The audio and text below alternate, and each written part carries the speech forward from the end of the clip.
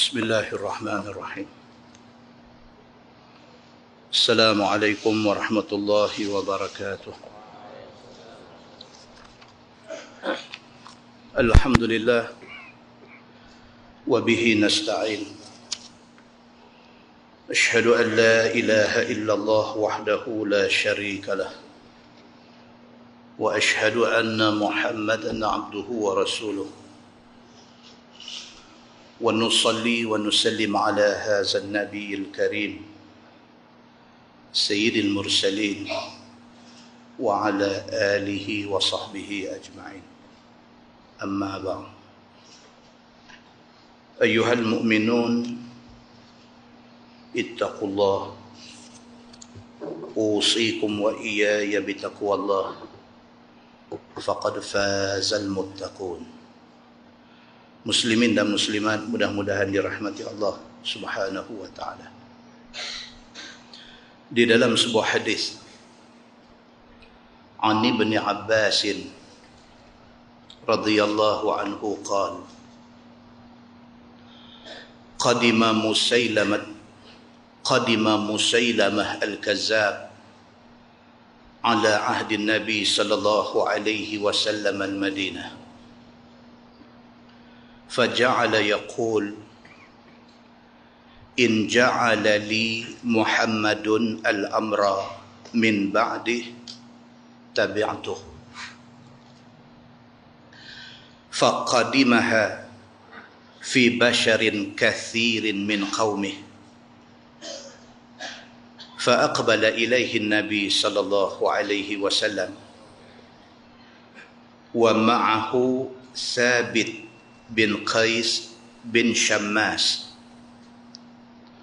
وفي يد النبي صلى الله عليه وسلم قطعة جريدة، حتى وقف على مسيلمة في أصحابه. قال النبي صلى الله عليه وسلم: لو سألتني هذه القطعة ما أعطيتكها، ولن أتعدى أمر الله فيك، ولئن أدبرت ليعقرنك الله، وإني لأراك الذي أريد فيك ما أريد. وهذا ثابت يجيبك عني. ثم انصرف عنه. فقال ابن عباس: فسألت عن النبي صلى الله عليه وسلم إنك أرى الذي أريد فيك ما أريد.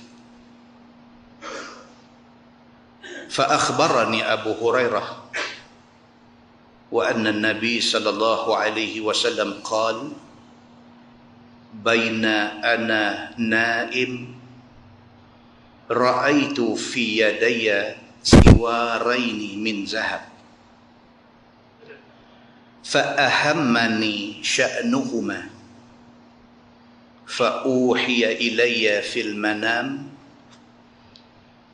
أنفخهما، فنفختهما فطارا، فأولتهما كذابين يخرجان من بعدي، فكان أحدهما العنسي صاحب صنعاء، والآخر مسيلمة صاحب اليمامة، أو كما قال. Hadis sahih riwayat Imam Muslim. Daripada Ibni Abbas radhiyallahu anhu, kata dia, pada satu hari satu orang yang bernama Musailamah al-Kazzab telah datang ke Madinah untuk jumpa Nabi sallallahu alaihi wasallam.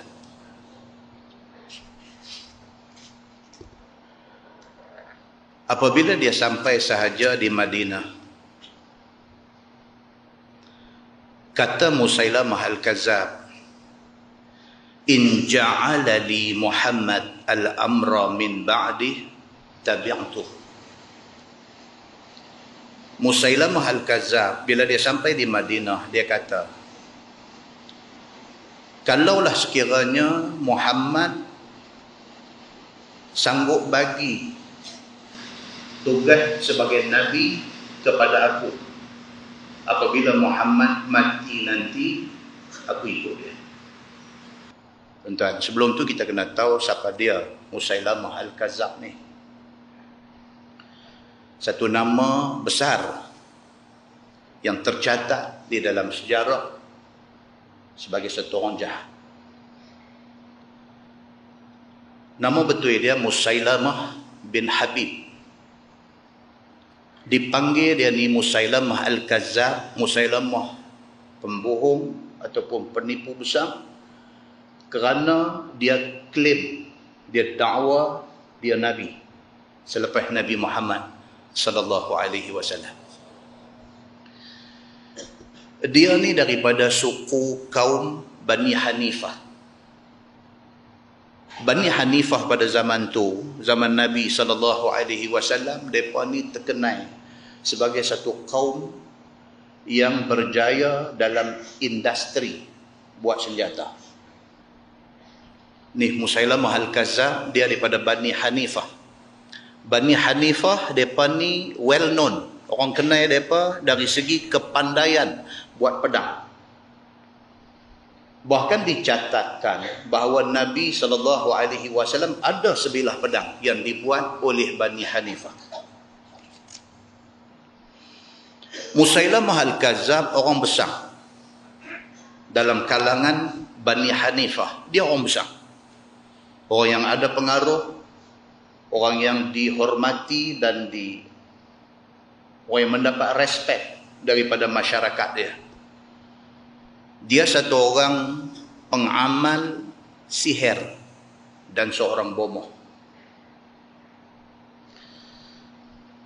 Bila dia mai jumpa Nabi, hadis yang kita baca tadi, bila dia sampai di Madinah, sebelum jumpa Nabi, dia kata dah, aku hanya akan masuk Islam kalau sekiranya Muhammad setuju untuk bagi dekat aku tugas Nabi ni selepas dia mati. Sebelum kita baca hadis tu, saya langkah cerita ni. Dia masuk Islam lepas daripada tu. Walaupun Nabi tidak bersedia untuk menerima dia sepenuhnya, tapi dia masuk Islam, dan untuk menunjukkan kata dia terima Islam, apabila dia balik ke tempat dia, bila dia sampai di kampung halaman dia yang dipanggil Yamamah, dia buat masjid besar. Sebagai satu syiar, kata Musailamah bin Habib sudah masuk Islam. Dia buat satu masjid.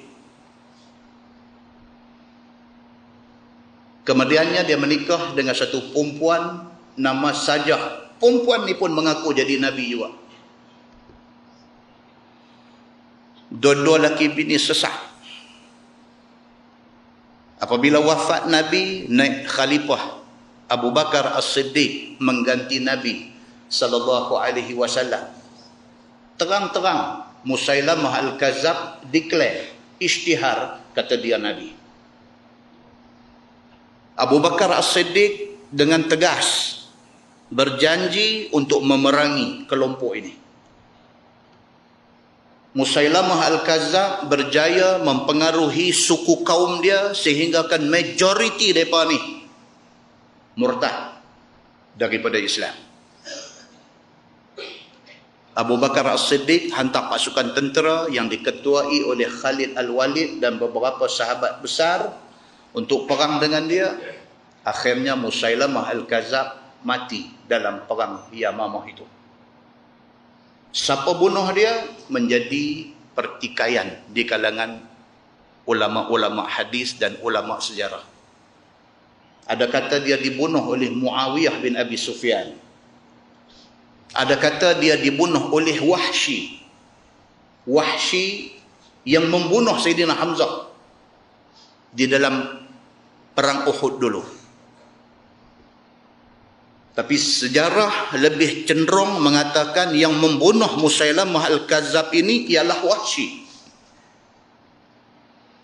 Bila dia berjaya sahaja bunuh Musailamah Al-Kazzab, Wahsy kata, Aku pernah membunuh satu orang penting di dalam Islam, penting di dalam hidup Nabi sallallahu alaihi wasallam, iaitu Hamzah, dan pada hari ini aku berjaya membunuh seorang yang cukup jahat yang mengaku Islam, iaitu Musailamah Al-Kazzab. Dan aku bunuh dia ni, dia kata Musailamah Al-Kazzab ini sebagai tebus kepada kesalahan aku membunuh pak penakan yang menjadi kesayangan Nabi sallallahu alaihi wasallam. Itu Musailamah Al-Kazzab. Dia tengok balik hadis ni. Dia mai ke Madinah nak jumpa Nabi. Kata dalam hadis tu, bila dia sampai, dia kata, in ja'alali Muhammadun al-amra min ba'dihi tabi'tu. Kalau Muhammad setuju untuk bagi aku jadi Nabi selepas dia, aku akan ikut dia. Aku akan ikut Muhammad. Faqadimaha fi basharin kathirin min qaumih. Dia pergi ke Madinah daripada Yamamah, dia mai ke Madinah ni dengan membawa geng yang cukup ramai daripada kampung dia. Fa aqbala ilaihi Nabi sallallahu alaihi wasallam. Hadis ni kata Nabi sallallahu alaihi wasallam keluar pergi sambut dia. Tu yang kata Nabi, tuan-tuan. Bukan dia tak tahu Musailamah Al-Kazzab ni, tapi tang hormat, Nabi bagi hormat. Bukan dia tak tahu jahatnya Musailamah Al-Kazzab ni, tapi tang tunjuk respect, Nabi tunjuk. Maka keluar Nabi sallallahu alaihi wasallam nak pergi sambut Musailamah Al-Kazzab ni, wa ma'ahu Thabit bin Qais bin Syammas. Kata dalam hadis ni, Nabi pi bersama dengan Nabi sallallahu alaihi wasallam itu ialah satu sahabat yang bernama Thabit bin Qais bin Syammas. Nabi bawa dia ni pi. Siapa dia Thabit bin Qais ni? Siapa dia ni? Dia satu sahabat yang tak berapa terkenal, tetapi dikenali Allah dan Rasul. Thabit bin Qais adalah spokesman, adalah juru cakap Nabi sallallahu alaihi wasallam. Dia satu orang yang bila bercakap suara dia lantang dan jelas. Thabit bin Qais bin Syammas adalah satu orang manusia yang apabila dia bercakap, cakap dia tu tegas dan padat. Thabit bin Qais bin Syammas adalah satu orang manusia yang apabila dia bercakap, orang nak dengar. Dia ni satu orang yang ada karisma. Dia satu orang yang seorang yang karismatik, leader. Bukan senang tuan-tuan nak jadi satu pemimpin yang apabila dia bercakap orang boleh dengar, tak lena. Bukan senang nak jadi satu orang pemimpin yang apabila dia bercakap orang tak genjak daripada tempat dia. Bukan senang nak jadi satu pemimpin yang apabila dia bercakap orang yang pada mulanya marah dia boleh suka ke dia. Orang yang mempunyai ciri-ciri ini adalah orang yang mendapat anugerah Allah Subhanahu wa taala. Maka Thabit bin Qais bin Syammas dia mempunyai kriteria ini. Sesuai dengan kebolehan yang ada pada dia, Nabi SAW lantik dia menjadi juru cakap Nabi. Apabila ada orang main nak masuk Islam, bawa bersama dengan mereka penyair yang pandai bercakap, Nabi akan tunjuk Thabit bin Qais yang jawab bagi pihak Islam. Satu orang yang dalam hal jihad, dia ada di saf depan. Dalam beberapa siri peperangan, Thabit bin Qais duduk di saf pertama, termasuk di dalam perang Uhud. Dia akhirnya syahid di medan Yamamah ketika lawan Musailamah Al-Kazzab dan kumpulan murtad. Yang kata Thabit bin Qais bin Syammas adalah satu orang yang takwa dia ni cukup tinggi. Dalam hadis menceritakan apabila Allah turunkan ayat 2 surah Al-Hujurat. A'udzubillahi minasyaitonir rajim. Ya ayyuhallazina amanu la tarfa'u aswatakum fawqa sautin nabi. Wa la tajharu lahu bil qawl kajahri ba'dikum li ba'din. An tahbata a'malukum wa antum la tash'urun. Turun ayat tu. Allah sebut dalam ayat tu, wahai orang yang beriman, jangan sekali-kali hampa angkat suara hampa lebih daripada suara Nabi. Ayat ini ayat adab. Allah peringat kepada sahabat-sahabat Nabi sebagai tanda hormat, sebagai tanda respek hampa kepada Nabi, jangan sekali-kali bercakap derah daripada Nabi. Wala tajharu lahu bil qaul kajahri ba'dikum li ba'din. Jangan hampa duk pederah suara macam mana hampa duk bercakap sama hampa bila bercakap dengan Nabi. Kita sama kita boleh sembang derah-derah, tapi bila nampak Nabi, jaga.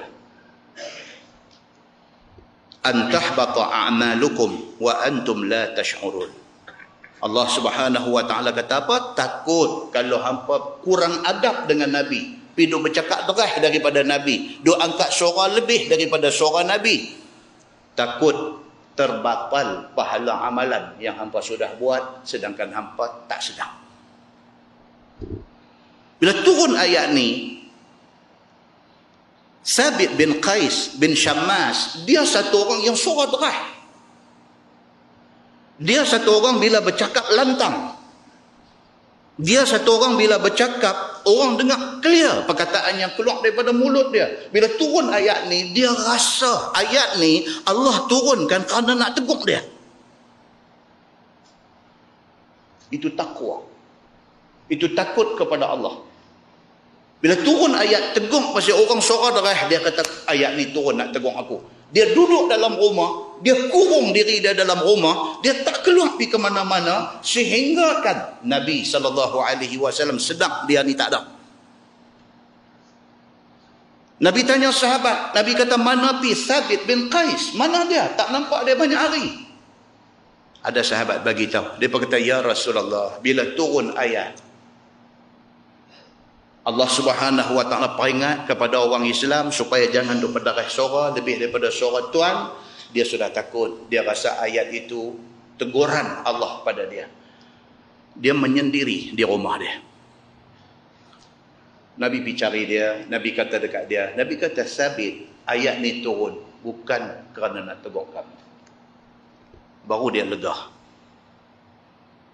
Turun pula ayat dalam Quran surah Luqman ayat 18. Allah Subhanahu wa taala berfirman, a'udzubillahi minasyaitonir rajim, wala tus'ir khaddaka linnas wala tamshi fil ardi maraha innallaha la yuhibbu kulla mukhtalin fakhur.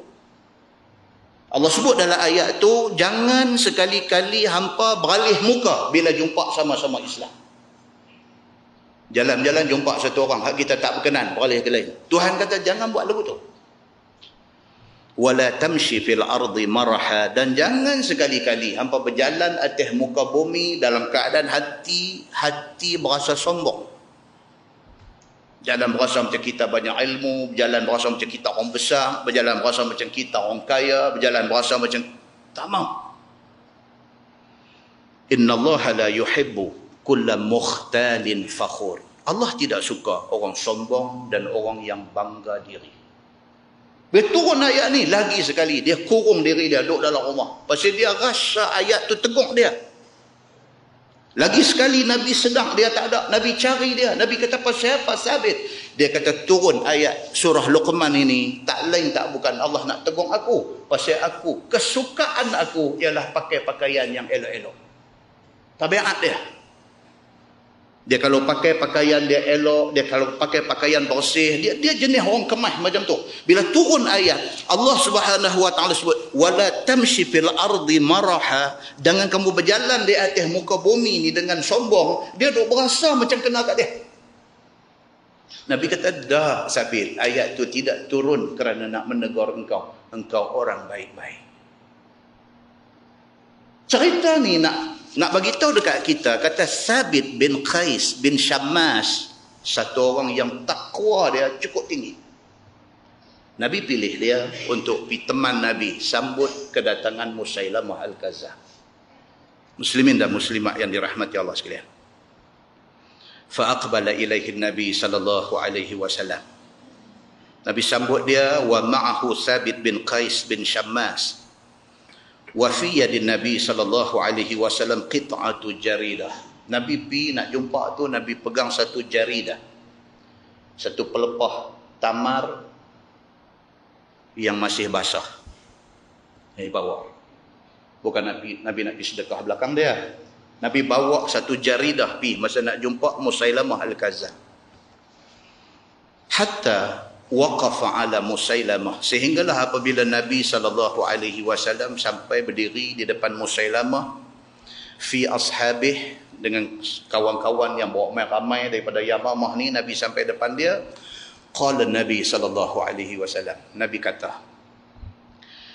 kata law sa'altani hazihil qit'ah ma a'taitu kuma. Nabi SAW kata, kalau hang minta dekat aku ni pelepah yang aku bawa ni, Nabi kata dekat Musailamah ni, kalau hang minta daripada aku pelepah ni, ma a'taitu kah, aku tidak akan bagi dekat hang. Kalau hang minta pelepah ni pun aku tak bagi. Walan ata'adda amrallah fik, apatah lagi hang nak minta tugas Nabi nak bagi dekat hang. Dia belum kata lagi depan Nabi, Nabi sudah tahu. Dia kata tadi di depan orang lain, dia sampai di Madinah, dia dah kata dah, kalau sekiranya Muhammad sanggup bagi dekat aku kerja sebagai Nabi, apabila dia tak ada esok, baru aku nak masuk Islam, baru aku nak ikut dia. Tiba-tiba bila dia sampai di depan Nabi, Nabi kata kat dia tu dulu. Nabi kata, jangan kata hang nak minta jadi Nabi, kalau hang minta pelepah ni pun aku tak bagi. Nabi kata dekat dia macam tu. Wala in adbarta la ya'qirannaka Allah.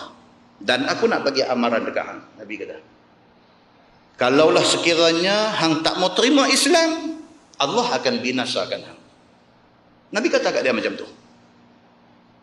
Tak ada masalah. Kalau hang tak mau masuk Islam kerana hang tak boleh jadi Nabi selepas aku, itu hang punya pasal. Tapi hang tak mau terima Islam, Tuhan akan binasakan hang.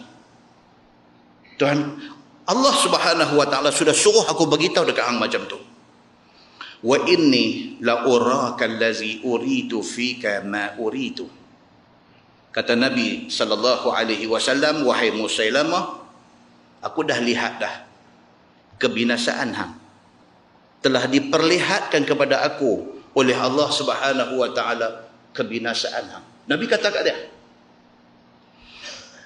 Wa hadza Thabit. Nabi kata ni yang teman aku ni satu sahabat nama dia Thabit bin Qais bin Shammas. Wa hadza Thabit yuhibbuka anni, yujibuka anni. Ini Thabit, aku tak ada esok dia akan masuk dalam kumpulan bagi pihak aku akan lawan dengan hang. Tuan-tuan, Nabi bercakap satu benda yang orang yang tak faham tak faham. Nabi bercakap satu benda yang future tak jadi lagi. Musailamah baru mai di Madinah, baru nak masuk Islam dengan syarat. Syarat apa? Lepas Nabi mati, bagi dia jadi Nabi. Kalau Nabi boleh terima tu, dia akan masuk Islam. Dia main macam tu. Tiba-tiba awal-awal Nabi sudah kata dekat dia, hang jangan kata nak minta jadi Nabi, pelepah ni pun aku tak bagi dekat hang. Nabi kata. Dan Nabi kata lagi dekat dia, Allah dah tunjuk dah dekat aku yang hang akan dibinasakan oleh Allah. Ini satu benda yang Nabi bercakap yang orang tak tahu. Muslimin dan muslimat yang dirahmati Allah sekalian. Dan Nabi kata pula, ini Sabit yang aku bawa mai sama dengan aku. Sabit bin Qais bin Shammas, esok ni dia bagi pihak Islam akan lawan dengan hang. Muslimin dan muslimat yang dirahmati Allah sekalian. Summan sarafa anhu, lepas itu Nabi pun pusing, Nabi tinggalkan dia. Faqala Ibn Abbas, fasa'altu an qawli Nabi sallallahu alaihi wasallam, innaka ara allazi uridu fika ma uridu. Abdullah bin Abbas, dia tak faham maksud yang Nabi kata tadi ni. Nabi kata, wahai Musailamah, aku telah diperlihatkan oleh Allah kebinasaan hang. Abdullah bin Abbas tak faham benda ni. Maka Abdullah bin Abbas tanya kepada sahabat-sahabat ada, apa maksud Nabi kata macam tu? Apa maksud Nabi apabila Nabi kata telah diperlihatkan kepada aku kebinasaan Musailamah ni? Apa maksud dia? Fa akhbarani Abu Hurairah. Abu Hurairah beritahu. Abu Hurairah kata anna Nabi sallallahu alaihi wasallam qal baina ana naim raaitu fi yadayya siwaraini min zahab. Nabi kata aku tidur. Dalam tidur aku diperlihatkan satu mimpi. Di tangan aku ada 2 gelang yang dibuat daripada emas. Nabi pernah beritahu di depan sahabat. Semalam aku tidur, dalam tidur aku mimpi. Mimpi tangan aku ada gelang emas 2. Fa ahammani sya'nuhuma. Aku jadi rimah. Barang emas, orang lelaki-lelaki, Nabi kata tak boleh pakai.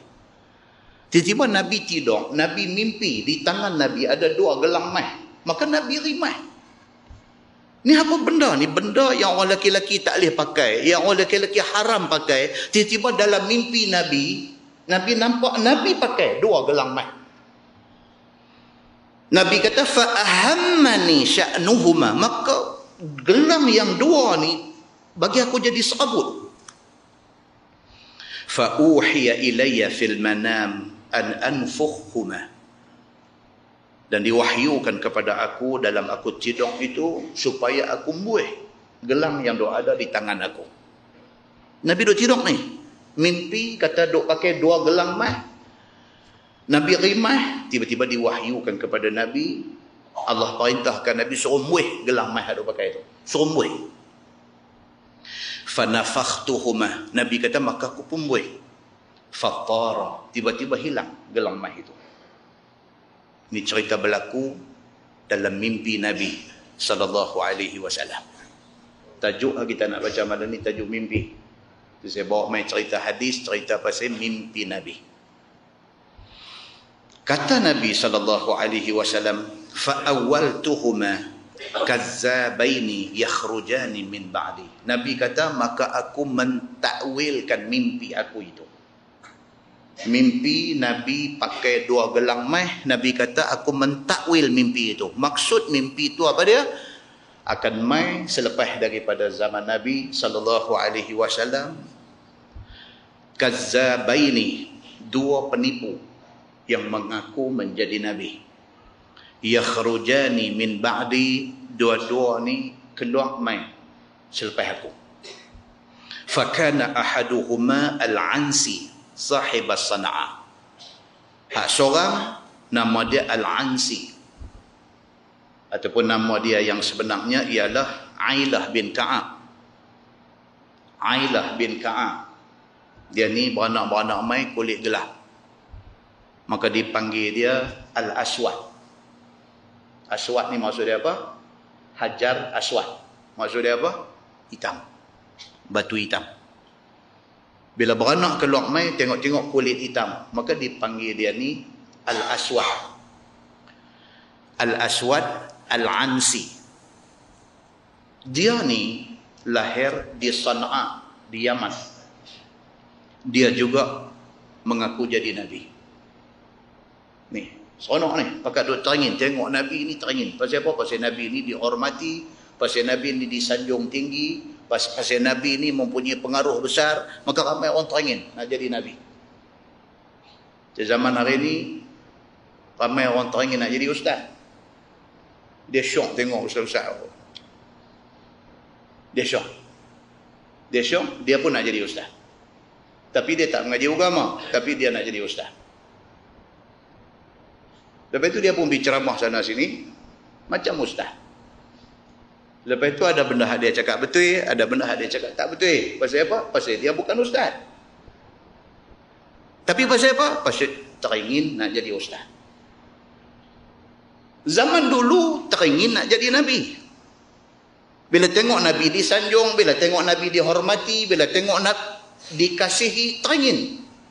Maka timbul orang-orang ni semua. Timbul Al-Aswad Al-Ansi. Dia pun nak jadi Nabi.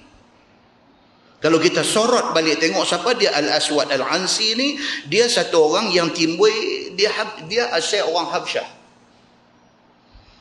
Dia ni dipanggil Al-Aswad kerana kulit hitam. Dia pun macam mana Musailamah Al-Kadzab juga, peminat ilmu sihir dan seorang bomoh. Sama juga. Dan dia kemudiannya diberikan kepandaian oleh Allah Subhanahu Wa Taala, pandai bercakap dan pandai patah hujah. Oh, tu kehebatan dia.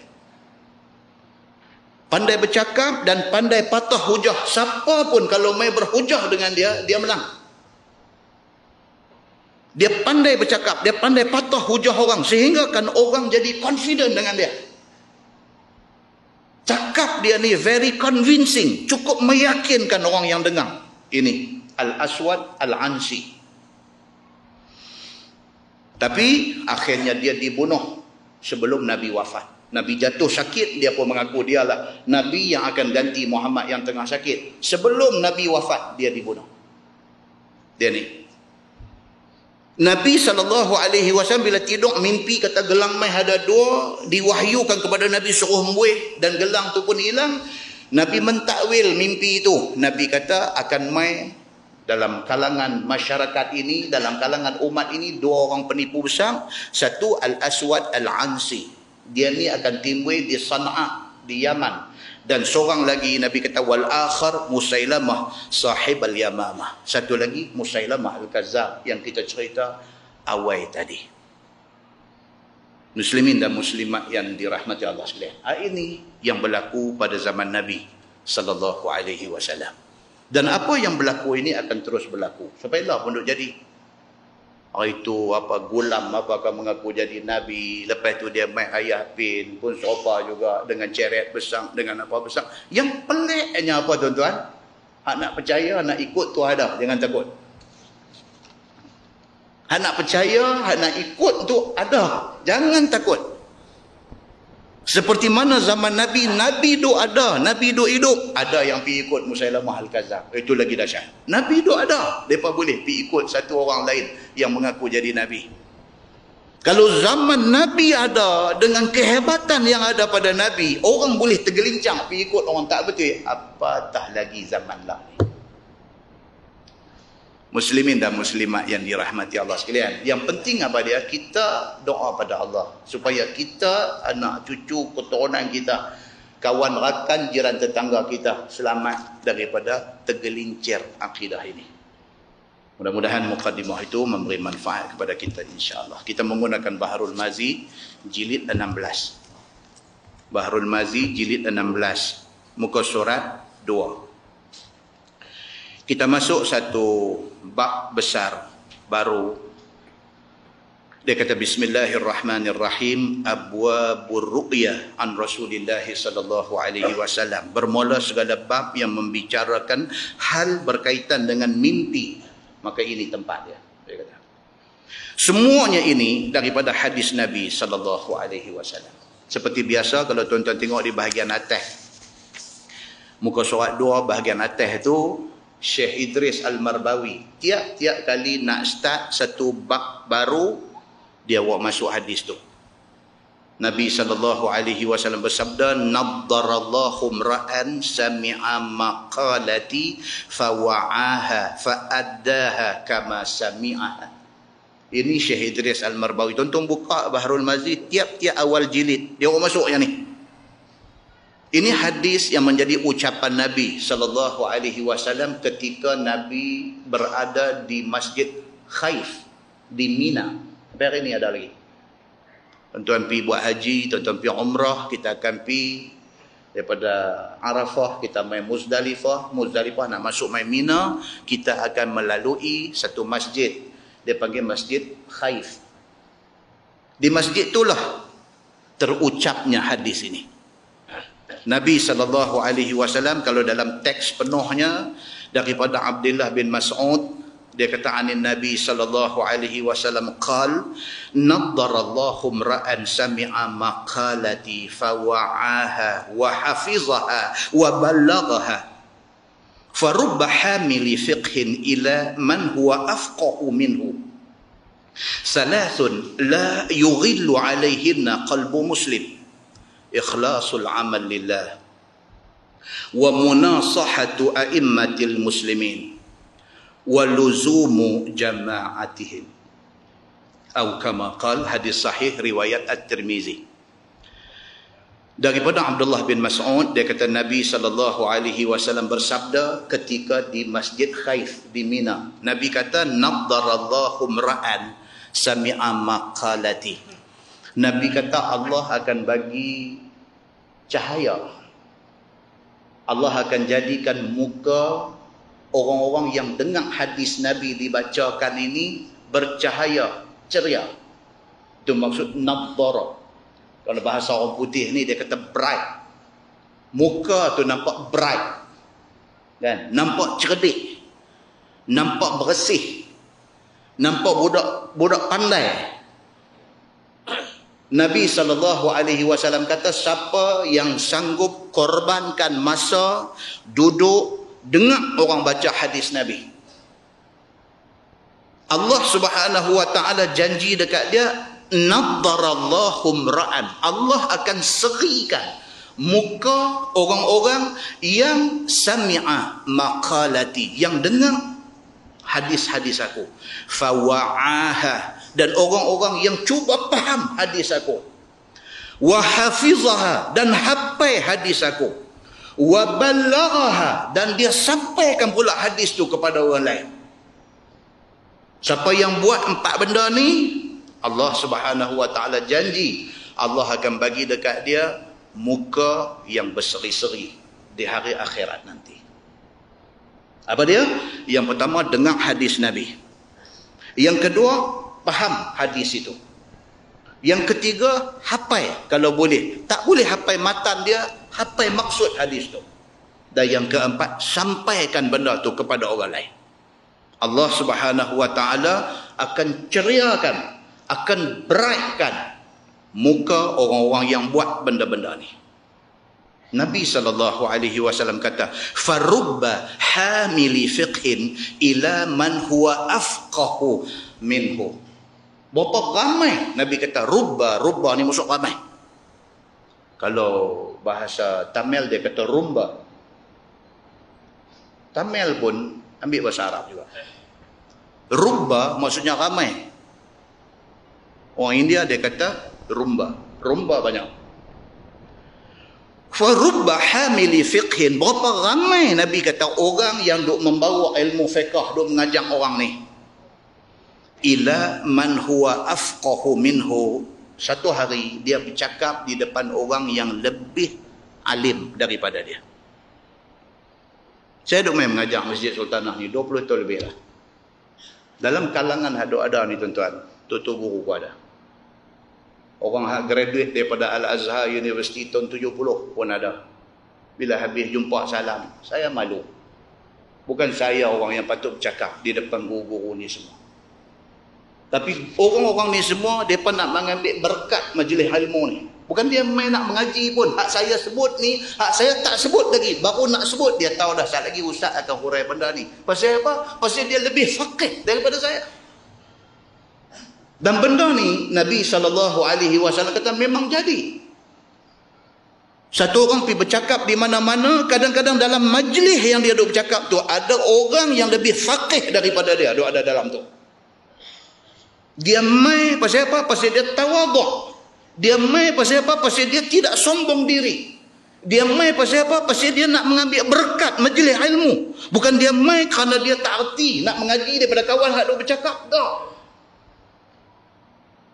Muslimin dan muslimat yang dirahmati Allah sekalian. Maka Nabi SAW kata, farubba hamili fiqhin ila man huwa afqahu minhu. Nabi kata berapa ramai orang yang bercakap tu taklah sealim orang yang dengar. Orang yang ada dengar tu lebih alim lagi. Ramai orang yang macam ni dan berlaku keadaan yang macam ni. Lepas tu upload gambar-gambar dalam Facebook hari ni. Tuan Guru Datuk Dr. Harun Din, dia attend kuliah subuh di surau dekat rumah dia. Hari dia bagi kuliah, dia bagi kuliah. Hari orang lain bagi kuliah, dia duduk dengar.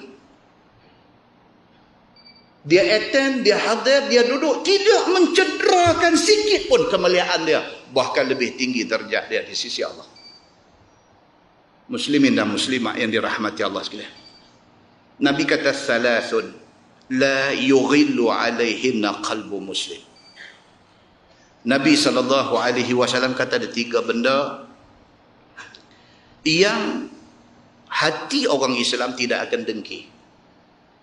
Kalau betul kita orang Islam, kita tidak dengki dengan 3 benda ni. Apa dia? Ikhlasul amal lillah. Satu, apabila satu orang buat amalan ikhlas kerana Allah, tak patut kita dengki. Bila ada satu orang dia buat kerja Islam ikhlas lillah, kita tak patut dengki kat dia. Kalau kita ni ada qalbul muslim, ada hati sebagai orang Islam, kita tidak patut dengki kepada orang yang ikhlas kerana Allah. Wa munasahatu a'immatil muslimin. Kalau kita ada hati orang Islam, kita akan hidup dalam kalangan orang-orang yang memberi nasihat kepada pemimpin orang Islam. Kalau kita ada hati ikhlas, dia tak boleh tengok orang yang menjadi pemimpin buat benda tak betul, dia tegur dengan cara yang terhormat. Dia tegur dengan saluran-saluran yang ada. Pasal apa? Hati dia bersih. Dia nak semua orang jadi elok. Dan tuan-tuan, dalam khutbah jemaat bahagian yang kedua, kita mesti kena baca satu doa. Doa kepada orang Islam termasuk pemimpin Islam. Apa kita doa? Allahumma aslih a'immatana wa wulata umurina. Kita minta, ya Allah ya Tuhanku, dalam khutbah kedua sembahyang jemaat, Allahumma aslih, ya Allah ya Tuhanku, perelokkanlah, perbaikilah, bagi jadi eloklah a'immatal muslimin, orang-orang yang menjadi ketua orang Islam ni, bagi mereka jadi elok. Kalau mereka minum arak, minta Allah ubah mereka, bagi stok arak ni. Kalau mereka menentang Islam, ya Allah tolong ubah mereka, bagi mereka sayang Islam.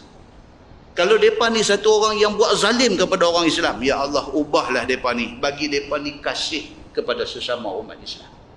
Minta doa kepada Allah supaya Allah tolong ubah hati orang-orang yang menjadi pemimpin yang tidak elok ini.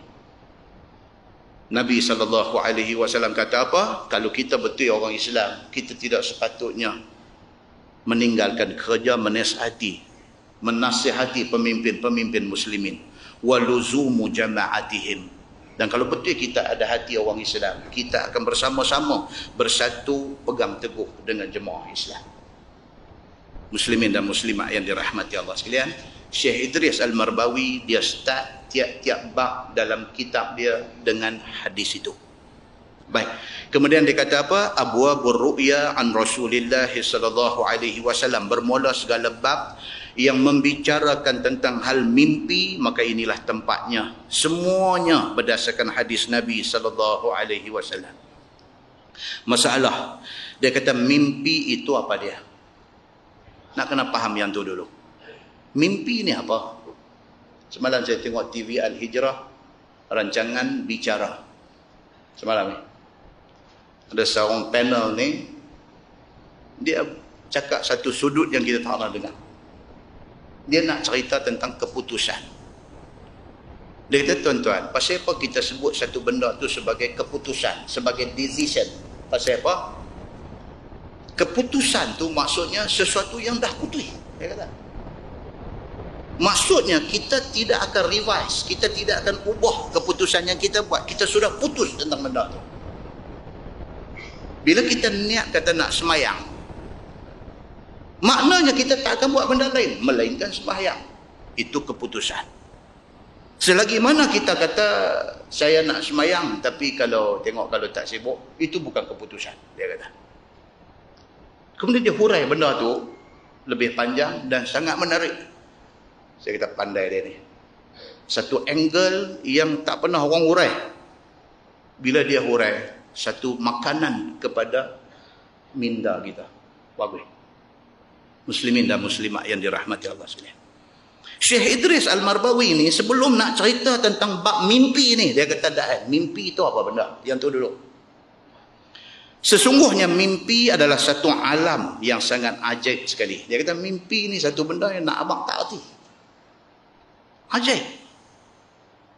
Tak ajaib macam mana kita ni satu orang yang susah duduk sebagai satu orang yang sederhana hidup tu, Mimpi jadi raja.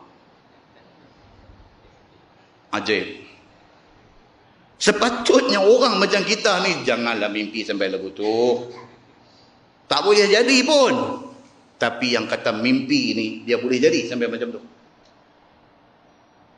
Dia boleh mimpi kata ni duk berjalan. Nak pergi Kuala Lumpur tapi berjalan kaki. Jalan dia tahu ada sayap terbang. Tahu sampai di Kuala Lumpur. Mimpi dia boleh main macam tu. Bahkan lebih ajaib daripada tu boleh jadi. Yang kata mimpi ni. Maka Syekh Idris Al-Marbawi. Dia kata mimpi adalah satu alam yang sangat ajaib sekali. Telah maklum pada kita semua. Maklum. Setiap orang nama kata manusia. Dia pernah mimpi. Siapa tak pernah mimpi angkat tangan? Tak ada. Semua orang pernah mimpi.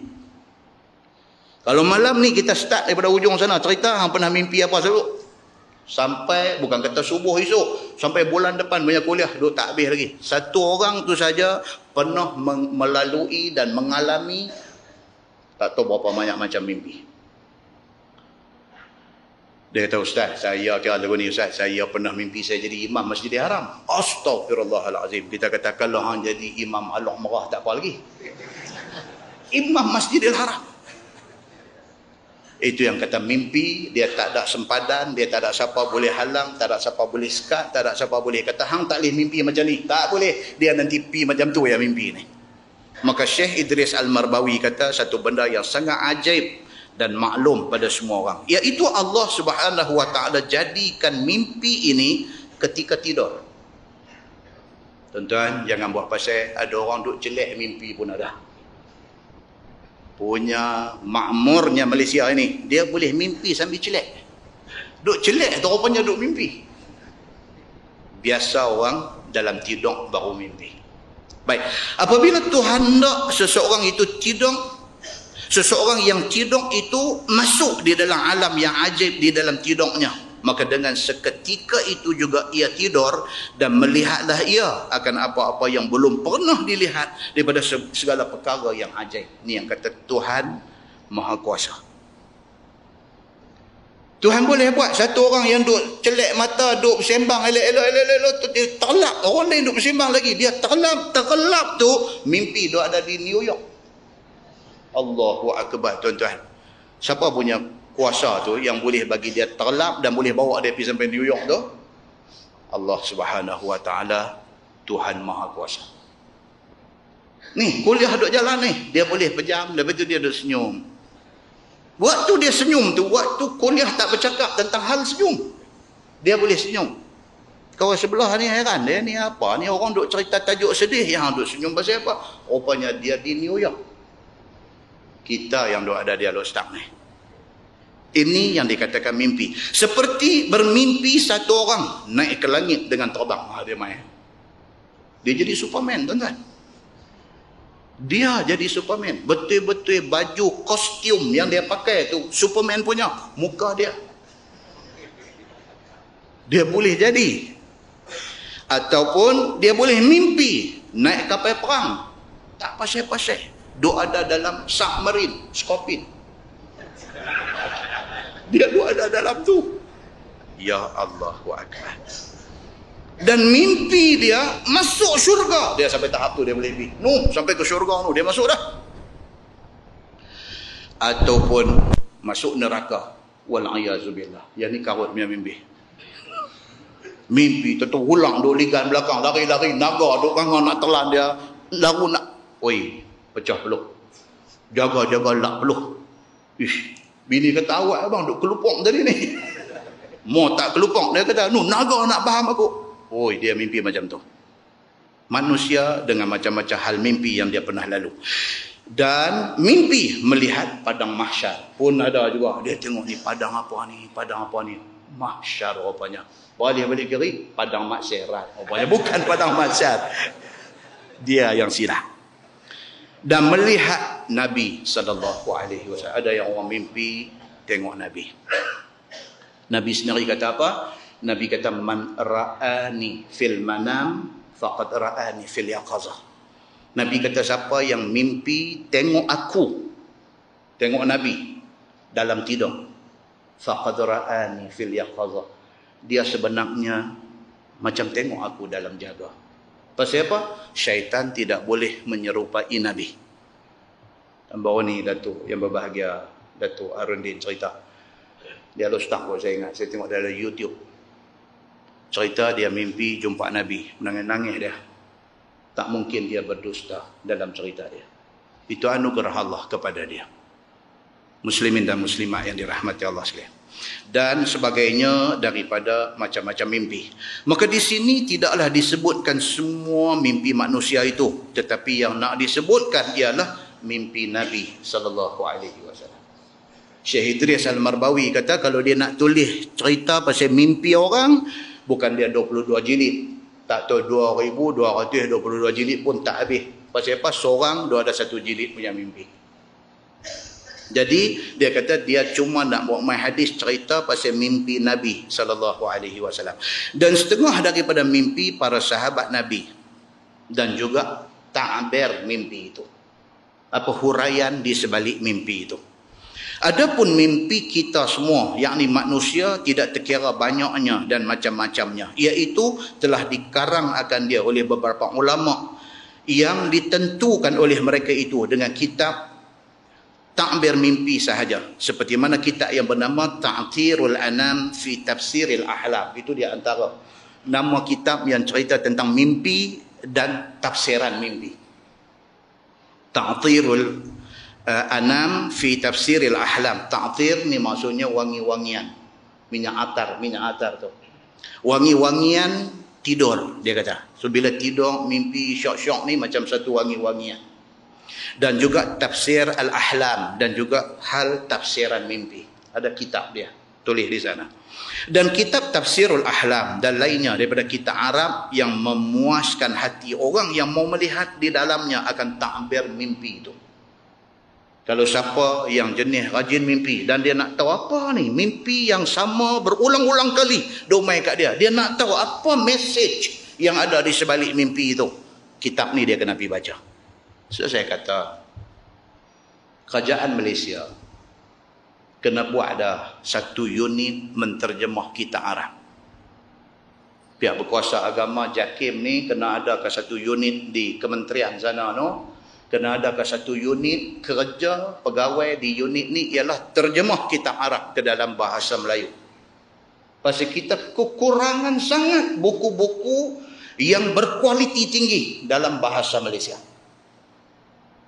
Bagi ni anak-anak kita balik daripada Mesir, balik daripada Morocco, balik daripada Jordan, balik daripada Syria, balik daripada Yaman, yang mereka ni menguasai bahasa Arab, pandai dalam bahasa Arab, duduk dalam unit tu, bagi tugas ambil satu buku, contoh buku ni, buku ta'bir mimpi, ambil ni berapa muka surat, by end of this year kena siap terjemahan dia.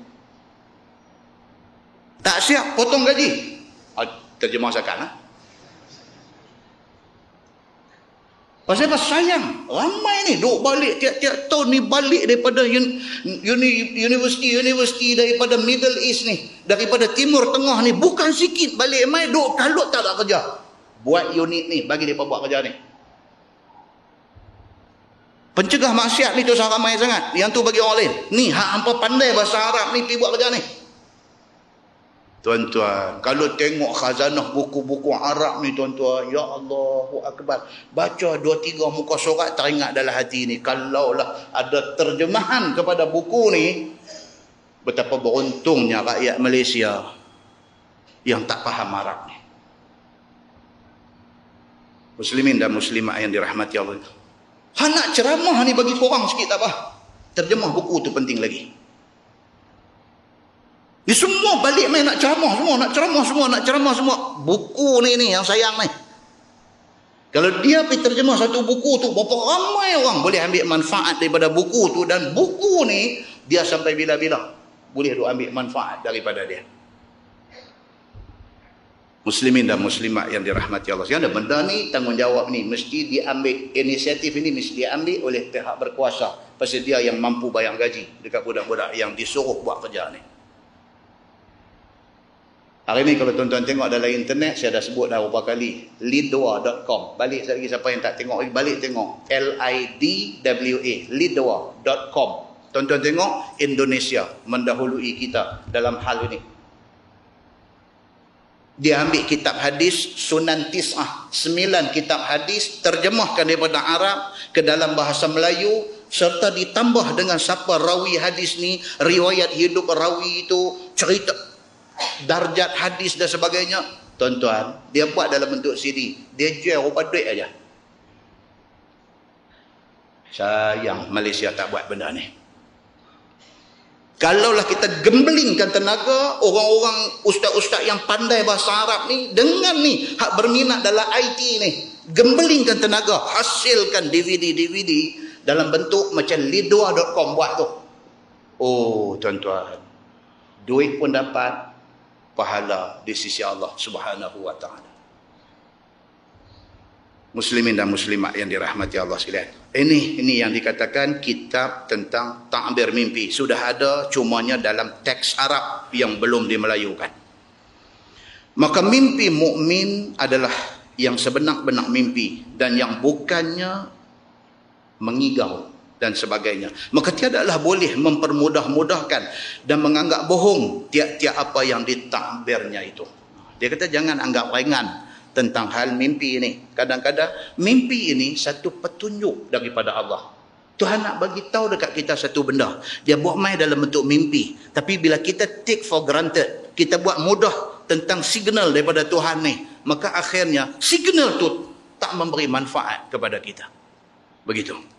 Bahkan hendaklah seseorang yang mimpi itu, apabila mimpi, maulah ingat-ingat sebagaimana pesan Nabi SAW di dalam kitab ini. Boleh lihat pada masalah yang akan datang. Akan datang, dia akan main detail tentang contoh-contoh mimpi dan tafsiran. Contoh sikit kita bawa. Contoh mimpi kena ikat kaki. Dalam hadis nanti ada, kita nanti jumpa insya-Allah. Mimpi kena ikat kaki. Takbir mimpi itu ada dua. Melihat kepada keadaan orang tu pada masa itu. Kalau pada masa tu dia Perdana Menteri, dia mimpi kena ikat kaki, maksudnya dia akan kekal sebagai Perdana Menteri. Jadi dengar kat Datuk Najib, dia ada minta mimpi ni ya. Kalau masa tu, masa dia mimpi dia kena ikat kaki tu, dia duduk dalam jail. Bermakna dia kekal dalam jail. Itu maksud dia. Jadi cerita mimpi ikat kaki ni ada tafsiran bagus, ada tak bagus. Bergantung kepada condition orang tu pada masa itu. Hadis nanti mai cerita benda ni. Muslimin dan muslimat yang dirahmati Allah sekalian. Kata dia bab anna ru'yal mu'min juz'un min sittatin wa arba'ina juz'an minan nubuwah. Bab yang datang pada menyatakan bahawasanya mimpi satu orang mukmin itu satu juzuk daripada 6 dan 40 juzuk daripada keadaan jadi Nabi. Ni dia nak abang kata apa? Kalau orang tu betul-betul Islam dan beriman kepada Allah, mimpi dia tu mimpi benar dan dia menjadi satu potong ataupun satu juzuk daripada kenabian. Maksudnya mimpi Nabi itu mimpi benar. Kalau kita orang yang beriman, kita mimpi, kita 1/46 daripada benarnya mimpi Nabi itu. Sekali lagi nanti terang detail dia. Ketahuilah saudaraku, bermula makna mimpi mukmin satu potong daripada 46 potong nubuwah itu boleh kita dapat di dalam hadis yang dikeluarkan oleh Imam At-Tirmizi. Kata dia an Abi Hurairah radhiyallahu anhu qala Rasulullah sallallahu alaihi wasallam idza iqtaraba az-zaman lam takat ru'yal mu'min takzib. Diriwayatkan kepada satu sahabat Nabi sallallahu alaihi wasallam, nama dia Abi Hurairah radhiyallahu anhu. Kata dia sabda Nabi sallallahu alaihi wasallam, apabila dekat kiamat, bila kiamat sudah dekat, baru ni dia pada kata 2012 nak kiamat, habis dah. Hari ni 2013, okey lah. Tak kiamat lagi, dia kata. Pakat takut. Hari tu dia pakat takut. Okay. Keluar pula dalam internet. Satu pegawai daripada NASA, Amerika Syarikat, hidup cakap. Keluarlah YouTube, dia bercakap. Dia kata hati-hati dengan fenomena alam ni melalui satu proses alignment, dia kata. Kemudian ada pihak pergi siasat pula, betul ke Syekh ni kerja NASA ni? Dia keluar dengan muka dia negro, dengan baju, dengan macam pegawai NASA. Betul ke dia ni pegawai NASA? Siasat, betul. Memang pegawai NASA semua. Rupanya dia bercakap hal lain. Dia potong sekerat bawa masuk, dia buat tajuk baru ni. Dunia teknologi hari ni tuan-tuan, hak kawan tu bercakap tu penuh maksud dia lain. Dia pergi potong ambil bawa keluar hak sikit tu, keliru habis semua orang. Jenuh miang badan kau tu duduk tepi. Saya bukan kata lagu tu, saya bukan kata tu. Siapa kata ni, siapa kata? Dia pasang bagi dia dengar balik. Dia dengar apa betul lah yang ni saya kata. Ada tu yang kata, yang tak kata pasal apa. Dia kata dalam konteks yang luas. Kutu ni pergi potong sekerat bawa keluar main, nak pelingkuk dia. Miang satu badan lah. Kan senang ni saya duduk bercakap ni pun. Dia potong sekerat, dia bawa keluar. Ada lah orang nak marah. Ustaz Samsuri ni dulu okey lah ni, karut nampak ni. Yang bercakap 1,5 jam tu, mereka tak dengar. Mereka pergi dengar 5 minit tu. 5 minit tu mereka pergi hukum, rejam dia ni dengan ketua batu. Macam mana hukum kat atas penzina yang muhsan. Dengarlah yang 1,5 jam tu. Dia kata apa? Dengar baru kita faham. Hak 5 minit kita dengar tu. Dah dengar 5 minit tu hukum dia. Dengan teknologi yang ada hari ni, pintu fitnah terbuka cukup luas. Maka orang ramai, termasuk saya sendiri, jangan gopoh dalam nak buat keputusan terhadap siapa-siapa pun. Dengan in ja'akum fasiqun binaba'in fatabayyanu an tusibu qauman bijahala fatusbihu ala ma fa'altum nadimin. Mai satu orang pasih, mai bawa satu berita, cek dulu, sahihkan dulu apa yang dia beritahu dekat kita ni, supaya kita tidak tuduh dia dalam keadaan kita tak cukup maklumat tentang dia. Akhirnya kamu jadi orang yang menyesal. Menyesal pun kawan jadi bubung lah. Baru kita menyesal, Allah saya silap. Saya di antara orang yang menyambung lidah dusta ni dalam merosakkan dia. Dia dah rosak dah, baru kita menyesal. Muslimin dan muslimat yang dirahmati Allah sekalian. Cerita kita nak kiamat 2012 ni, Allahu Akbar, ruyuh dah. Dalam pada tu Tuhan pun dia tunjuk satu-satu. Amerika kena malapetaka ni, lepas satu. Pergi kena pula bandar besar, New York. 2 malam lepas ke 3 malam lepas, tuan-tuan tengok satu channel Astro. Channel History. Dia cerita balik tsunami yang jadi hari tu ni. Yang kata Jepun ni, dia kutip balik semua rakyat dia yang ada ambil gambar, walaupun dengan handphone aja. Dia kutip balik semua tu, dia dokumentarikan cerita tsunami ni. Sahabat saya SMS, teks saya, dia kata, Ustaz, buka channel History, tengok cerita tsunami Jepun. Saya baca-baca, salah faham pula, kata Jepun kena tsunami pula. La ilaha illallah, dia kata kita ni pun. Saya kata kena pula dah, kata. Kata kepada budak buka tu, Jepun kena dah tsunami. Mereka pun buka-buka. Ini cerita lama ni, kata. Baca balik lagi sekali teks dia. Oh, okey, baru faham. Gopoh kita ni, gopoh.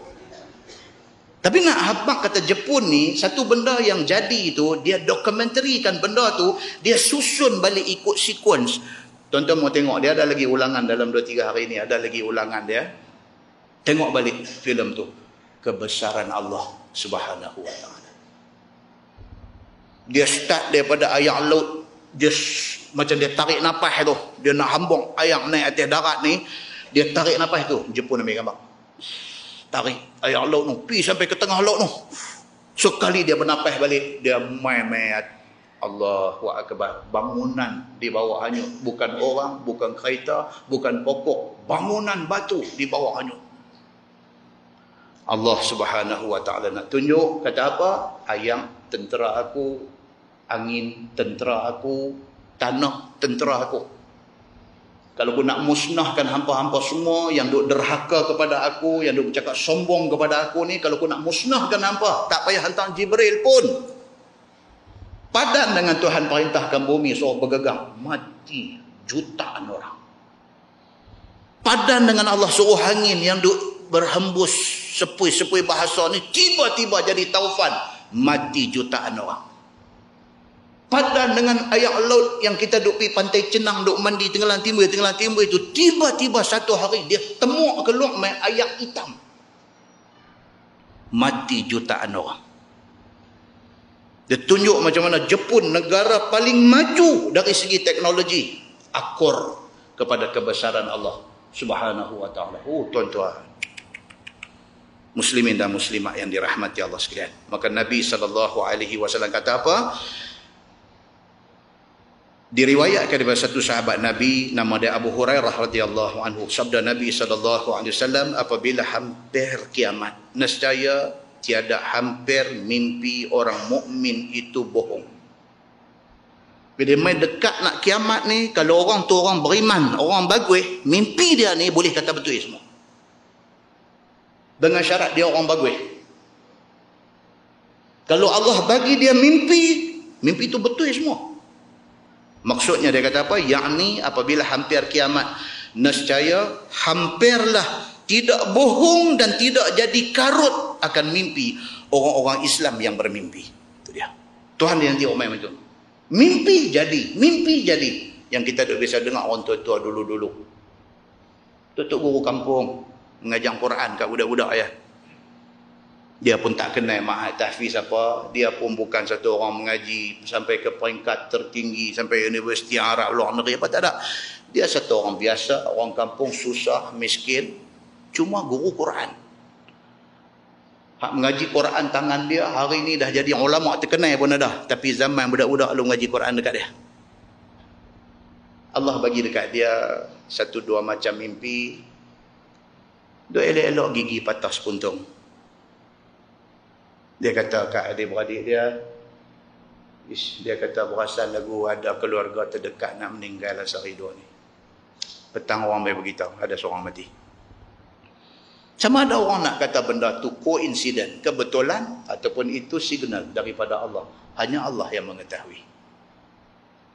Tapi benda tu jadi cuma tidak diperhatikan secara serius, orang anggap benda tu tak ada apa-apa. Muslimin dan muslimat yang dirahmati Allah sekalian, tetapi menjelang kiamat, kalau dia orang baik, hampir setiap mimpi dia tidak karut, bahkan benar semuanya.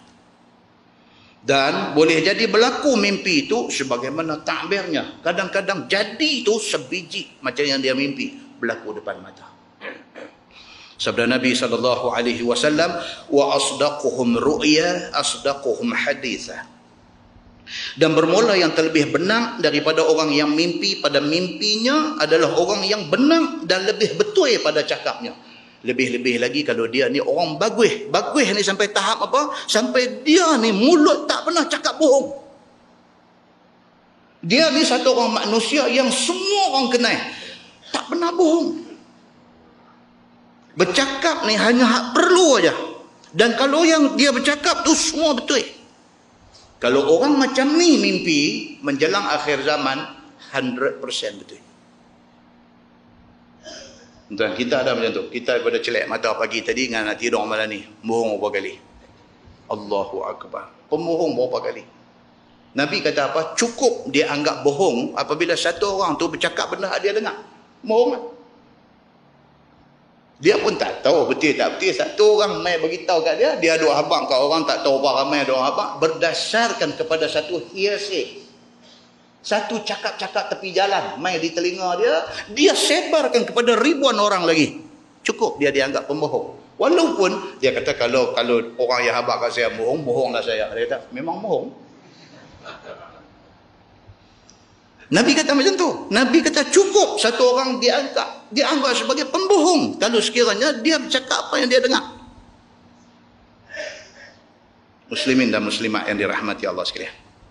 Masalah mimpi yang lebih betul dan lebih benar. Sesungguhnya dengan sepotong hadis Nabi SAW itu dapatlah kita tahu akan bahawasanya mimpi yang lebih benar dan betul dapat ditakbirkan dia. Mimpi kalau betul boleh ditakbir, dan takbir atau tafsirnya itu betul. Iaitu mimpi satu orang yang bercakap benar misalnya. Maka dengan kerana tidak dia pernah buat bohong pada cakapnya, baik pun dengan bergurau ataupun tidak bergurau, baik pun dengan kawan ataupun bukan kawan, semua cakapnya tidak bohong. Ni orang macam ni. Melawak pun tak ada dia. Dia cakap ni hak betul ya. Orang lah kata keramat hidup. Oh, dia ni keramat hidup betul kata. Pasal apa? Cakap ni kira hak. Keluar mulut dia tu boleh percaya. Begitu. Maka apabila mimpi orang yang macam ni dapat ta'bir dengan betul. Kalau dia mimpi memang tepat. Maka menurut sebagaimana yang dicakapnya itu tepat berlakunya. Sabda Nabi SAW, wa ru'yal muslim juz'un min sittatin wa arba'ina juz'an minan nubuwah. Dan bermula mimpi satu orang Islam itu satu juzuk daripada 46 juzuk daripada nubuwah. Orang Islam bila dia mimpi dia tu macam mana mimpi Nabi. Maksudnya mimpi itu betul. Masalah mimpi orang Islam itu satu juzuk daripada 46 juzuk daripada nubuah tu apa maksud dia? Kata setengah ulama, makna satu juzuk daripada 46 juzuk daripada nubuah itu, yakni mimpi mukmin itu satu juzuk daripada mimpi Nabi. Benarnya mimpi dia tu macam mimpi Nabi. Dalam masa 6 bulan ia SAW menjadi Nabi, pada awal-awal ia sebelum menjadi pesuruh Allah, kerana ada Nabi SAW turun wahyu dengan mimpi di dalam 6 bulan pada mula daripada belum ia menjadi Nabi. Ayat ni nampak memeningkan. Tuan-tuan kena balik kepada hadis untuk faham benda ni. Dalam hadis Al-Bukhari ada disyarahkan hadis ini oleh Dr. Muhammad Sa'id Ramadan Al-Buti. Dia ada buat syarah tentang hadis ni. Cerita tentang Nabi SAW. Sebelum Nabi dilantik jadi Nabi, Nabi mimpi. Dalam mimpi Nabi itu, Nabi nampak ar-ru'ya salihah fi naum. Nampak satu mimpi benar di dalam tidurnya. Nabi nampak satu cahaya terang benderang macam cahaya waktu subuh. Selepas Nabi mimpi benda tu, dalam hadis Bukhari dia kata wa hubbiba ilaihil khala wa kana yakhlu bi ghari Hira wa yatahannus fihi. Lepas pada Nabi mimpi itu, Allah jadikan hati Nabi ini suka menyendiri. Maka Nabi bawa diri dia pergi duduk di Gua Hira. Duduk di sana bertafakur, fikir tentang kebesaran Allah. Disebut dalam bahasa hadis tu wa hubbiba ilaihil khala. Dijadikan hati Nabi itu cinta kepada khalwah, kepada duduk seorang. Tuhan tuan-tuan, dia boleh buat benda ni. Dia boleh buat benda ni. Dan tengok hari ni berapa ramai artis tiba-tiba pergi jadi mau dengan agama. Oh tuan-tuan, siapa punya kerja ni? Allah Subhanahu wa ta'ala. Kita pergi duduk marah mereka. Satu, buang masa. Yang kedua, kita berdosa. Sukakah kita mereka ni pergi duduk ke darah harap? Sukakah kita mereka ni pergi hidup bergelumang dengan dosa zina? Hari ni dia tak mau benda-benda tu semua. Hari ni dia mau kepada agama. Yang kita pergi duduk sumpah seranah mereka ni pasal apa? Setidak-tidaknya dia berpindah daripada satu zon maksiat kepada satu zon takut kepada Allah. Saudara Aflin Syauti, anda pernah dengar nama dia? Ikut satu grup rombongan pergi ke Gaza. Bila dia sampai di sana, mata dia witness, mata dia menyaksikan keadaan di Gaza ni. Tuan-tuan, kita dengar cerita orang dengan kita pergi tengok sini tak sama, tuan-tuan. Saudara Aflin Syauqi, saya baca dia punya kisah dia. Dia ikut satu kumpulan, satu grup nak pergi bagi bantuan kepada orang-orang Islam Palestin di Gaza. Bila sampai di sana, dia tengok keadaan orang Islam di Gaza, keadaan susah mereka, keadaan ketakutan yang menyelubungi mereka, keadaan helpless, tak ada orang boleh bantu, boleh tolong mereka. Bila dia tengok keadaan tu, tanpa perlu siapa pergi cakap apa dekat dia, Allah Subhanahu wa ta'ala sudah masuk doktrin ini dalam hati dia. Dia bercakap apa? Dia kata benda yang paling dia kagum dalam banyak-banyak benda yang dia tengok di Gaza ni ialah Apabila orang-orang di sana yang mata kita tengok mereka susah, yang mata kita tengok mereka dalam ketakutan, mata kita tengok mereka dalam keadaan yang tidak tentu, tak tahu apa nak jadi, bom boleh jatuh sebelah bila-bila masa, bila sembang dengan mereka kata hasbunallah wa ni'mal wakil. Mereka kata cukup bagi kami Allah. Bila mereka kata macam tu, akli syauki tak boleh tahan. Bila dia tengok keadaan tu, dia tak boleh tahan. Orang yang duduk dalam keadaan macam tu boleh bergantung pada Allah. Dia kata, apa ni? Kita yang duduk dalam keadaan senang lenang, kita boleh lupa Allah.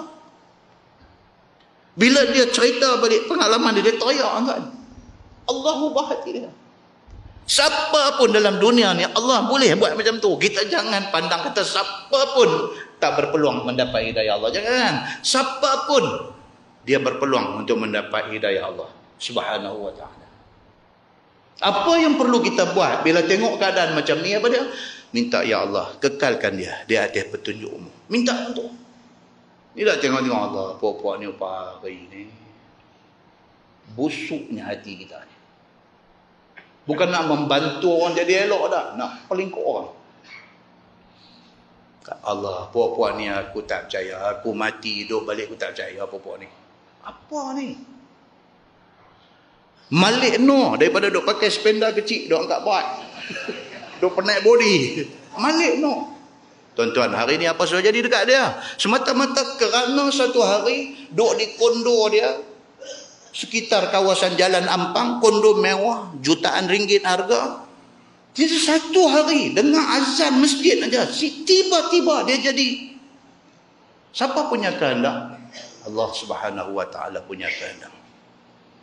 Awak azan ni dia tak pernah dengar kah? Dia dengar hari-hari. Tapi bila mai hari, iza arada syai'an ayyaqula lahu kun fayakun. Azan hak dia dengar hari tu kacau jiwa dia. Masuk pancong ambil ayat semayang. Dia mai satu perasaan yang dia tak pernah rasa. Turun daripada kondo mewah dia ni, pergi berjalan ke Masjid India. Tengok orang duk jual buku agama, CD-CD ceramah apa semua. Pergi beli. Balik mai pasang dengar. Buka buku baca. Malam tak boleh tidur. Dia mai. Siapa punya kerja tuan-tuan? Orang-orang ni pergi jadi macam ni. Allah Subhanahu wa ta'ala punya kerja. Allah ni bila dia berkenan, bukan kata depa-depa ni yang kita sebut ni. Umar Al-Khattab yang cukup hebat menentang Nabi tu. Allah petik sekali aja. Jadi orang kuat Nabi sallallahu alaihi wasallam. Nabi SAW dia kata dia menjelang umur 40 nak dilantik menjadi Nabi.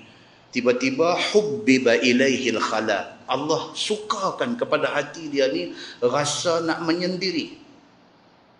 Pergi duduk di Gua Hira. Khadijah siap-siap bekal, dia bawa pergi duduk dalam Gua Hira mencari ketenangan. Duduk ada sehari, ada duduk seminggu, ada duduk sampai sebulan, balik Khadijah bagi bekal lain, pi lagi macam tu. Sehinggalah dia didatangi oleh Jibril alaihi salam atas rupa seorang laki-laki. Aisyah kata apa? Kana ya'tihi fi suratir rajul. Jibril mai untuk first time rupa laki-laki. Mai jumpa Nabi, Nabi pun tengok ni siapa, aku tak kenal dia ni, dia peluk Nabi, dia kata iqra, Nabi kata ma Nabi qari. Jibril kata baca, Nabi kata aku tak tahu baca. Jibril peluk lagi, iqra, baca. Dia kata ma Nabi qari, aku tak tahu baca. Jibril peluk lagi, Nabi kata sampai aku sesak sampai tak boleh nak menyawa. Jibril kata iqra bismi rabbikal ladzi khalaqal insana min 'alaq. Masuk dalam hati cuk. Lari balik rumah. Sampai di rumah zammiluni, selimut aku. Khadijah selimut apa.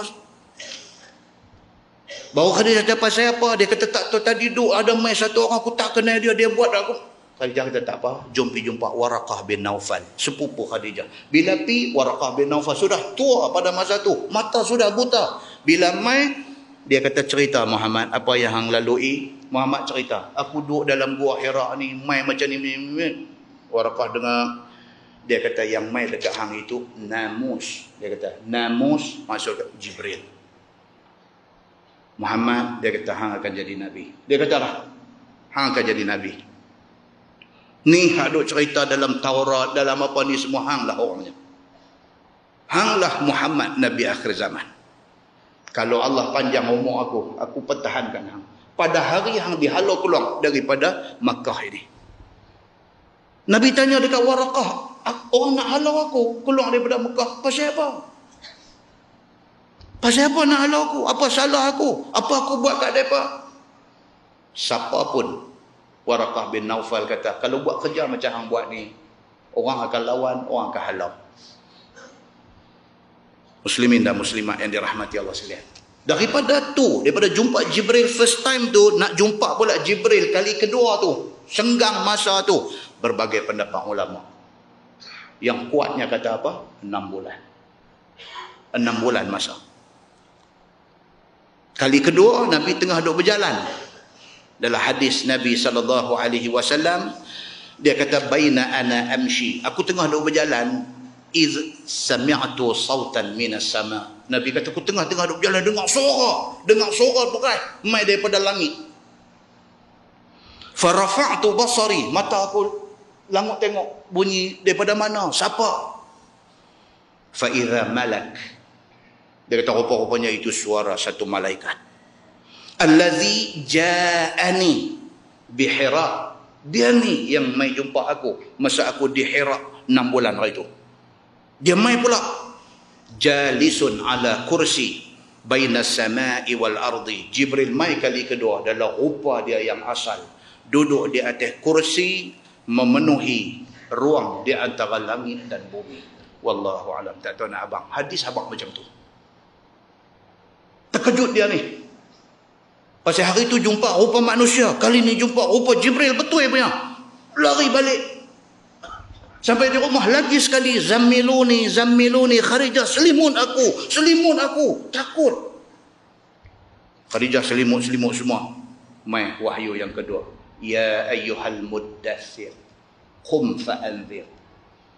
Wahai syekh yang duk selimut, bangkit, pi buat kerja, pi bagi peringatan kepada umat yang duk ada. Cerita tu 6 bulan senggang masa tu, dia nak main cerita yang kata 1 juzuk daripada 46 juzuk kenabian. Dia nak abang yang tu. Dia kira main ikut mana? Nabi jadi Nabi berapa tahun ni? Dalam teks ni kau tuan-tuan balik baca. Nabi jadi Nabi berapa tahun? 23 tahun. Setahun duk ada berapa kali 6 bulan? Setahun ada berapa kali 6 bulan? 2 kali lah. 6 bulan, 12 bulan setahun. 23 tahun maksudnya berapa kali 6 bulan? Berapa kali? 46 kali 6 bulan. Maka tempoh masa 6 bulan senggang Nabi nak terima wahyu tu, dia kata tempoh masa 6 bulan itu bermula dengan mimpi Nabi tadi, dengan nak mai wahyu yang kedua ni 6 bulan itu. Siapa yang mimpi yang dipanggil ar-ru'ya salihah, mimpi yang betul di akhir zaman ini, dia menempati kedudukan 6 bulan, iaitu 6 bulan daripada 46 bulan. Maksudnya apa? 1/46 daripada nubuah, daripada kenabian. Itu dia nak abang di perenggan hak kita kalau baca pening tadi ni. Saya pun baca 3 kali. Ini nak abang apa ni? Tadi balik kepada hadis Bukhari, baca balik, baru dia boleh tally cerita ni. Itu yang dia nak beritahu. Muslimin dan muslimat yang dirahmati Allah sekalian. Kemudian sabda Nabi, warru'ya salasun, bulan depan insya-Allah. Saya duduk tengok jam. Saya tengok dia dan tengok jam. Abang kata, Ustaz 9 suku dah. Nak main kata mimpi 3 macam ni, dia nak main macam ikan 3 rasa. Tak tahu bila nak habis pula. Jadi dia nak abang lepas ni apa dia? Mimpi ni ada 3 macam. Apa dia? 1, mimpi betul. Itu daripada Allah. Yang kedua, mimpi apa? Mimpi yang menakutkan. Itu daripada syaitan. Yang ketiga apa dia? Mimpi mainan tidur. Mimpi mainan tidur ni, dia main apabila kita terlampau duk fikir benda tu. Dia main mimpi tu. Anak-anak kita duk belajar hafaz Quran ni. Duk sebelah ni, duk belajar hafaz Quran dekat Insaniah ni. Dia, otak dia hari-hari tak ada lain. Fikir apa? Nak hafaz Quran. Nak bagi ingat ni, hafazan dia ni nak bagi kuat, nak bagi ingat. Bila dia terlampau duk fikir ni nak jadi seorang yang hafaz Quran ni, malam tidur mimpi jadi hakim munabih, baru hafal 1 juzuk, mimpi nak jadi hakim munabih, hakim fatih, hakim hafaz, hakim tarannum. Dia mimpi dia jadi hakim dah, jaga-jaga baru 1 juzuk ni hakim apa, habis lagi 29 lagi baru boleh pergi tengok bangku hakim tu. Muslimin dan muslimat yang dirahmati Allah, siapa duk fikir yang tu aja, dia akan mimpi benda tu. Ini mimpi yang ketiga, dia akan hurai dalam hadis secara detail insya-Allah. Wallahu a'lam. Lepas ni tuan-tuan, dia akan main lagi tajuk cerita tentang kalau kita mimpi tak elok, apa kita perlu buat. Mimpi tak elok, jaga peluh meleleh, apa patut kita buat. Bila kita tak baca, kita tak tahu, kita bangkit pergi pancong kencing, mati tidur balik. Itu bukan yang Nabi suruh. Nabi suruh buat lagu lain, kan? Apa ramai mimpi yang tu bangkit astagfirullah, apa punya karut mimpi, bangkit pergi kencing-kencing, mati tidur balik. Nabi tak suruh lagu tu. Dia akan beritahu ke depan ni macam mana kita patut buat. Kemudian dia akan main bab zahabat an-nubuwah wa baqiyat al-mubashirah. Dia kata Nabi tak ada. Yang ada cuma al-mubashirat, berita-berita baik. Apa berita baik al-mubashirat itu? Dia akan cerita. Nah, kita tangguh dengan tasbih kafarah dan suratul As. Subhanallah. Asyhadu an la ilaha illa anta astaghfiruka. Bismillahirrahmanirrahim. Wal 'asr. Innal insana illa allazina amanu wa 'amilus salihati. اللهم صل على محمد في الأولين والآخرين وسلم ورضي الله تبارك وتعالى عن سادتنا أصحاب سيدنا رسول الله أجمعين. بسم الله الرحمن الرحيم. الحمد لله رب العالمين حمدا يوافي نعمه ويكافئ مزيده. يا ربنا لك الحمد كما ينبغي لجلال وجهك الكريم وعظيم سلطانك. رضينا بالله ربا وبالإسلام دينا وبمحمد نبيا ورسولا. اللهم افتح علينا فتوح العارفين وارزقنا فهم النبيين بجاه خاتم المرسلين. اللهم فقهنا في الدين وعلمنا التأويل واهدنا صراطك المستقيم. اللهم أرنا الحق حقا وارزقنا اتباعه وأرنا الباطل باطلا وارزقنا اجتنابه. اللهم اجعل جمعنا جمعا مرحوما وتفرقنا من بعده تفرقا معصوما. وصلى الله على محمد وعلى آله وصحبه وسلم والحمد لله رب العالمين. السلام عليكم.